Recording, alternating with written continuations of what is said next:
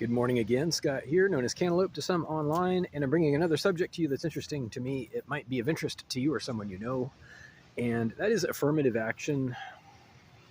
Affirmative action, if you know what that is, it is the government mandated, legally mandated inclusion of certain groups of people, by definition, who qualify, such as minority groups, ethnic minority groups. And I don't see this actually being used currently. Maybe it is, and I'm just not aware of it, but the idea has been around for a while. I want to comment on the principle of it.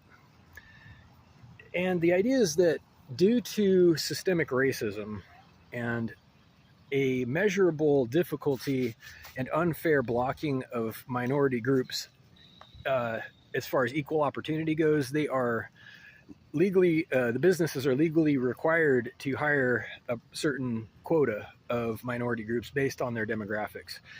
Okay, so it should be pretty obvious right off the bat that it requires a tremendous amount of micromanagement and infrastructure on a good day just to make this thing work as designed, if it works at all. So here's my concern. There's a bigger problem. You can often trace complicated problems back to a much simpler but larger problem, and in this case it definitely is related to something like that. The bigger problem in this case is it's a reaction to a reaction to a reaction.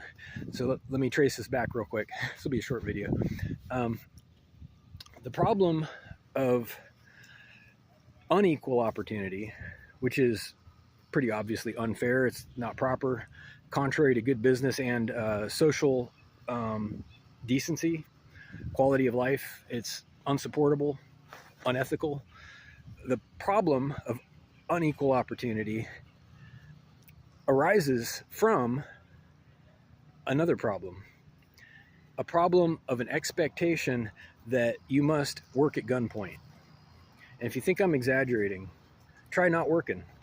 If you don't have savings, if you don't have an inheritance, if you don't have assets to liquidate, you're going to see that gun that I just mentioned. You're going to see it within, I'd say, a month, maybe, because you're going to end up outdoors.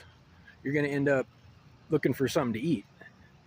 And does that sound dramatic? Shoot, maybe you just haven't been through it. Maybe you forget how easy it is to turn the tables, how bills need to get paid, or else you're going to die, basically, in this world, in this part of the world anyway. Your survival depends on paying your bills right now. And that's paramount to working at gunpoint. And this is not an accident. My point is, I'm not just complaining. I'm saying it's not an accident. It's by design, by a very specific design, so that you'll pay taxes. Okay, I'm not exaggerating there either. It's so that you can stay busy. You can have a reason to be away from home so that your children can be indoctrinated into the same process at kindergarten. They're separated from their parents by law, again, in kindergarten, moving forward until college, so that they can be prepared to pay taxes when they grow up too. This is a well thought out plan. So what we end up with, long story short, you have a whole nation, if not culture, like global culture, of people who are being forced into slave labor. And we're saying, well, it's just the only way. It's our way, and we're not going to talk about it. Don't even think about it. But by the way, this is creating a whole host of problems, such as discrimination, and we're just going to keep tacking on reactions. We're going to keep, manufacturing solutions to the problems that we're also manufacturing. There's your problem. Your problem isn't racism. Your problem isn't discrimination. Your problem is that there's no alternative. There's no UBI. There's no safety net. There's a guy with a gun telling you, if you don't get in there and get busy, he's going to shoot you. That's the problem. So let's talk about that, and then we'll talk about fairness. Let's talk about having a choice in the matter first. All right. Have a great day. Thank you.